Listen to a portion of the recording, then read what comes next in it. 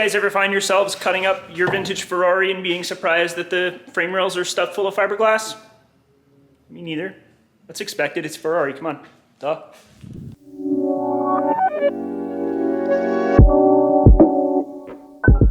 Welcome back, guys. I'm Mike Burrows from StanceWorks. We are back to working on the Honda K24 swap into the Ferrari 308. We're building a time attack car that we are also gonna rip around the streets on. I'm trying to keep something loosely street legal, and we're just making forward progress day by day. Obviously, we've got some chassis cutting to do. I'm gonna remove some more members from the car, cut the upper control arm mounts a bit more. I also want to measure for a fuel cell. I wanna see if I can find something because I've got an idea there, and I'll walk you guys through that. We've got some fuel system components to pull out of the car, and I want to put the engine and transmission back together and get those back in the car so we can measure up for the next tubes that we're going to put in, because we're getting relatively close to the structure for supporting this thing for some engine mounts. So slowly but surely we're getting there. Don't forget, if you like what you guys are seeing, if you are enjoying this content, subscribe, leave me a comment, leave me some feedback. That stuff does me some huge favors as a content creator. The algorithm loves that stuff, and it gives me the ability to keep putting these videos out regularly and put so much of a focus on this project. We're trying to get this thing done as quick as possible, given the slower rate of work having to film it all. But I'm glad to bring you guys along on the journey, and I'm excited to be putting this stuff together. So with that said, let's dive in.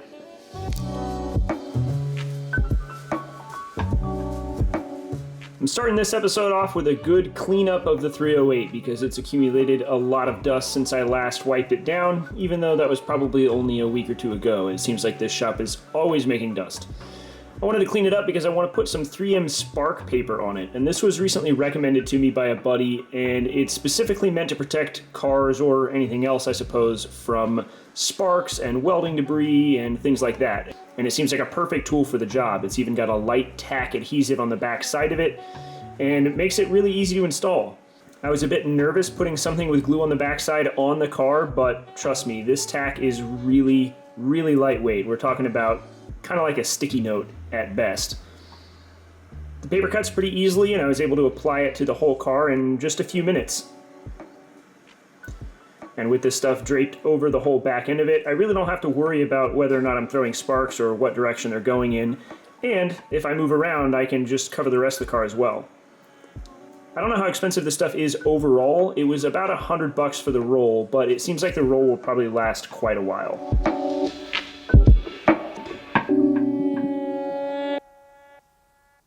All of that, of course, is in preparation for me cutting out some parts in the trunk.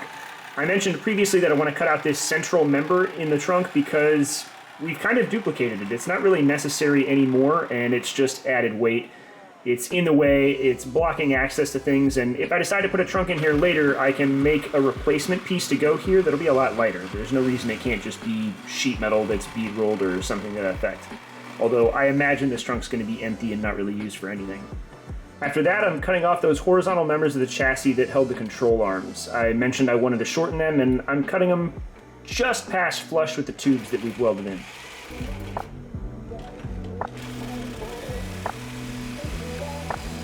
Once again, I'm leaving this chassis cutting in real time because I don't know how much more of this we're going to get.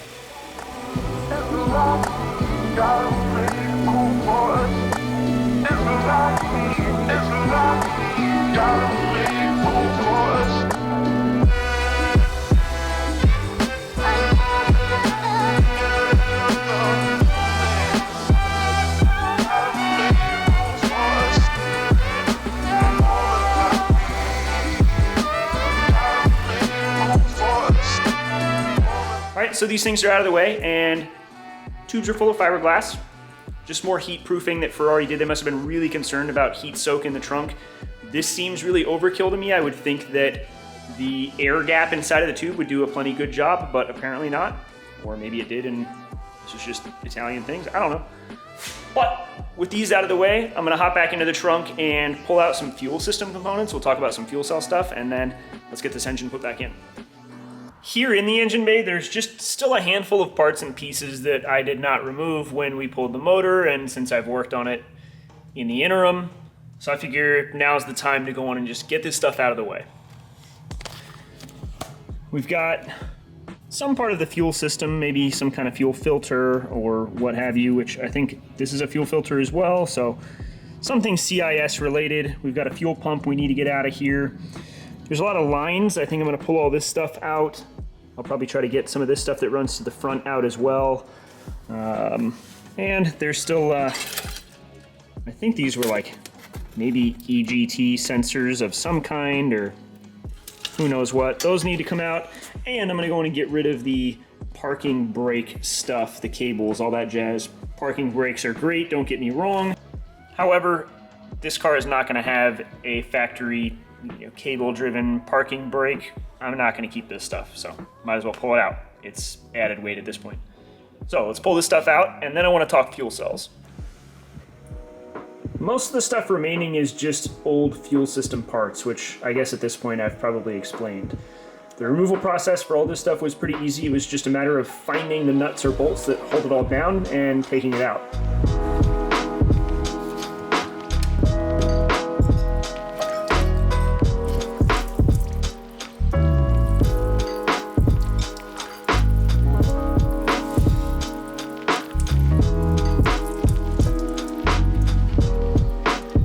Obviously, this thing has fuel pressure still in it, so that's fun.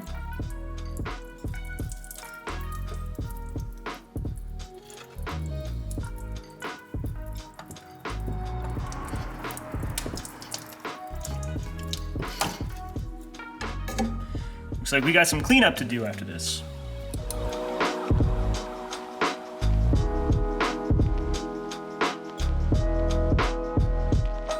Getting the P-clamps off of this fuel crossover rail were kind of tricky, as I guess over time they've just been kind of pushed and pulled into place, and it made getting to the nuts rather hard. I had to pry everything out of the way.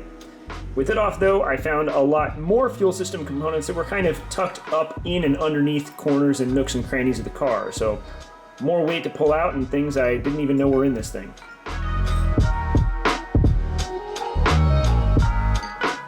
Once I got to removing the parking brake cable, the cotter pin decided it just wanted to break into piece after piece after piece until it finally just broke its way apart.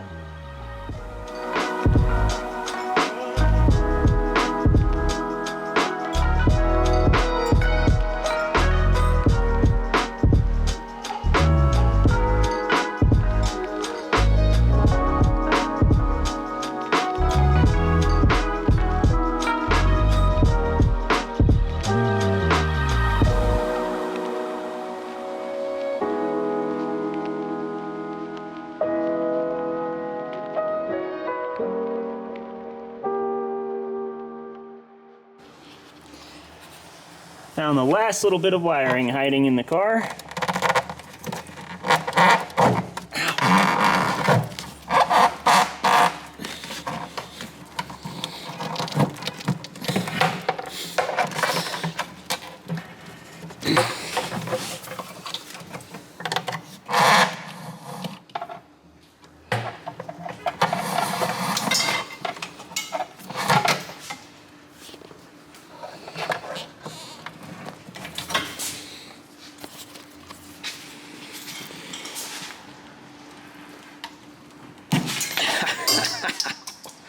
All right, maybe I should cut it out. Actually, I came around this side, realized if I just pulled that clip off the end, this is why it wasn't coming through, because I was compressing all of the electrical tape on this aftermarket stereo harness. All right, we're free. I think that is all of our stuff out of the car, and honestly, there was way more stuff in here than I expected to find still in the car. We've got, as mentioned, some fuel lines and whatever that CIS filter that was still holding fuel. Let's see, some wiring, hoses. I'm gonna save this guy since it's formed and goes to the kind of front radiator system. And I might want to modify that or keep that handy, but more charcoal system stuff. And our fuel pumps, fuel pump and filter at least, those are out. So I gotta figure out what these guys go to.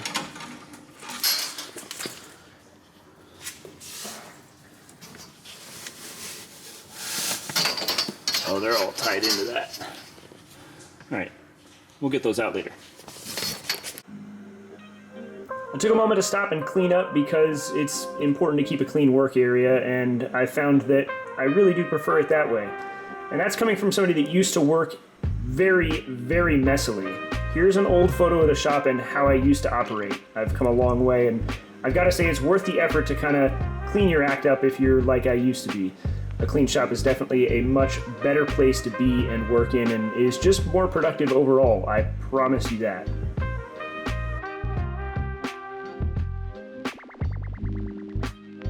All right, so I'm feeling better now that we're cleaned up. I'm back in the engine bay. I want to talk fuel cells because I know in some of the early episodes I mentioned I don't have any desire to swap to them.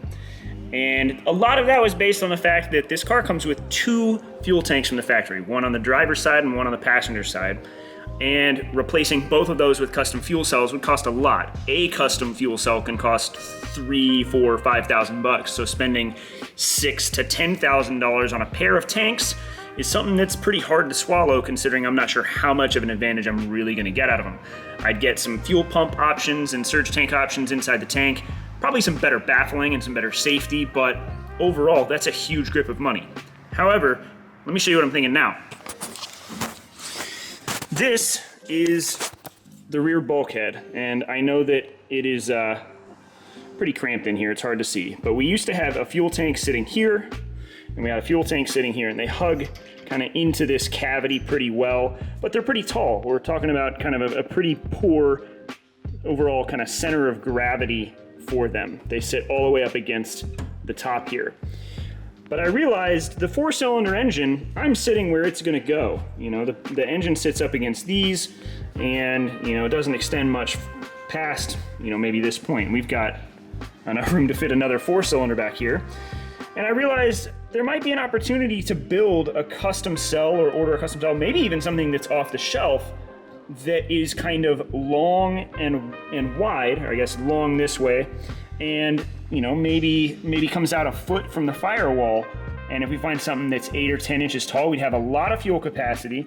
We'd have modern safety.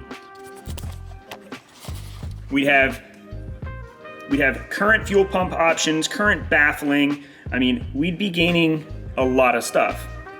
And a simple rectangular tank like that's gonna cost a little bit less at least than building something very obtuse shaped. So this is an idea I'm seriously considering. I think this might be kind of a smart option. I like the overall gains that it provides, especially safety. Safety is pretty important. So I'm gonna have to hit the internet and see what I can find, see what, you know, guys like Fuel Safe or ATL make. Maybe somebody makes something, maybe I can have something built, or maybe I'll stick with that stock driver's side fuel tank because it does fit pretty well. So anyway, I think we're about ready to put that engine back in here and start taking some measurements for the next steps. Also, there's something else we have to talk about in this video because I mentioned in the last one, and it's the most comments I've gotten about anything on this car. And it's about these silly pop-up headlights. I know everyone loves pop-ups. Everyone says save the pop-ups. Pop-ups are the coolest thing ever. And for the most part, I agree. Pop-ups are really cool. They're something we just don't have anymore. We're probably not gonna see again for a bunch of reasons. I don't even know if they're legal anymore. And pop-ups define the look of a car. They absolutely are why so many 80s cars look the way they do, and they look really cool because they don't have visible headlights. They've got really cool pointy front ends. This car included. The car looks amazing with the headlights down, but when they're up, it's not the best looking set of headlights, guys. They don't look very good. Now, I'm not saying I don't want pop-up headlights of some kind. The car needs lighting. Maybe I'll do something where there's like a slim LED and they pop up just a little bit, something like that, or I might just keep them closed. What I'm not gonna do though is put clear covers where these headlights are and put a headlamp inside of it. Not gonna do that. I don't think it looks good. Here's an example of somebody that did it, and this car is amazing, but I don't like its headlight setup and I don't want my car to look that way. So, not an option. These headlight panels are staying there and they are going to stay down, or they will pop up a little bit or something very similar to that. If I don't do like a low profile pop-up, I'm gonna hide some lights in the front grille, And that's most likely what I'm gonna do. I think this car looks best with the lamps down, and I think a custom, light stealth mounted in the front grille of the car so you can't see it unless it's on is gonna be the way to go. All right, that's settled. We don't have to talk about it again, right? I think, maybe, okay. All right, we're back at the back of the car, and I need to mate the transmission to the engine. Getting these two together solo was a little tricky as I had to try to keep the engine from moving around. And while I was doing this, I decided I wanted to remove one final coolant pipe that's still mounted and hanging off the back of the engine. And as a tip, I've found that the most useful tool for doing this is using your face.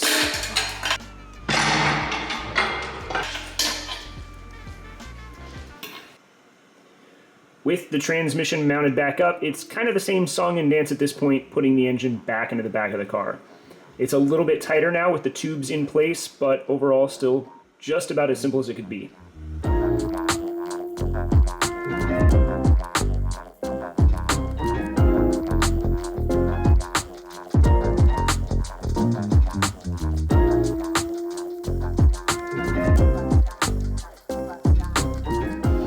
So here you guys have it. I've got my dimple-dyed plates resting in here again, and it's really our first time seeing the engine back into place with our tube work in.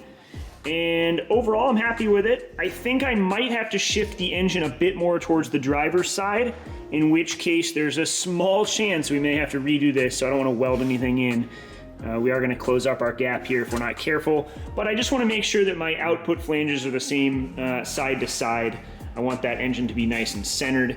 So I also do need to go and get another intermediate shaft so I don't have to borrow Amir's. That is a backup part of his. And I need one so that I'm gonna need one anyway, but I need one so that I can figure this stuff out. Once we get that engine located, nice and centered and we know it's right where we wanna be, we can start looking towards mounts. We're looking really good in terms of where everything's located. And you guys can now see just how much room we've got in front of the engine for that fuel cell I was talking about. So there is a ton of room in here. I think a long, low, wide fuel cell might do us a lot of favors because why not? There's a ton of room there.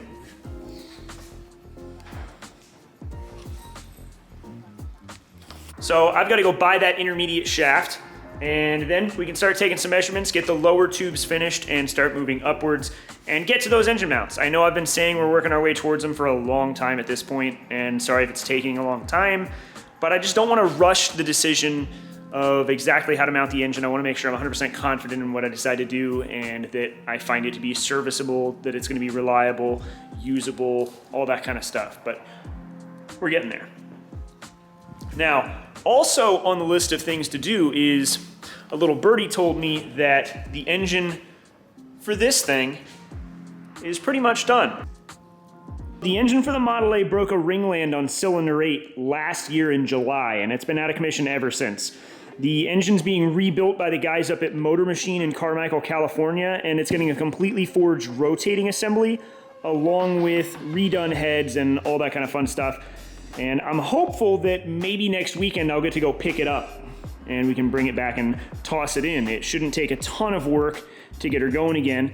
Last time I was on the dyno, it put down 730 wheel horsepower, and I expect it to do about the same. We've dropped the compression a bit, but we can throw a smaller pulley on it. And overall, I just miss driving this car. It's absolutely a wild ride. It's the craziest thing I've ever been in. It's under 2,300 pounds, 730 wheel horsepower, and I'm eager to just get in it and burn the tires off. So with a little bit of luck, that'll be next week's episode. I'm gonna keep my fingers crossed. All right, on that note, I'm cutting this one. We're done here. If I don't go pick up the Model A engine this weekend, then I'm gonna sink some serious hours into the car. I really wanna finish up most of the fab work in the back, get all that tubing structure done, and because I wanna get this engine mounted. I was just saying this thing's kind of dragging on and it shouldn't take this long. Filming it all is slowing it down. So maybe I'll just set up and do one big time lapse, make sure I catch it all, and then we'll just review it once it's done so we can go on and get to some more exciting forward progress. Or maybe you guys are enjoying watching me cut this thing up and get things done one tube at a time. But I'm eager to up the ante, pick up the pace. So Anyways, thank you guys for watching. I appreciate the support as always. I'm excited for Thursday. I will catch you guys then. We'll be back with some more fab work and see if we can't at least get something done before the weekend.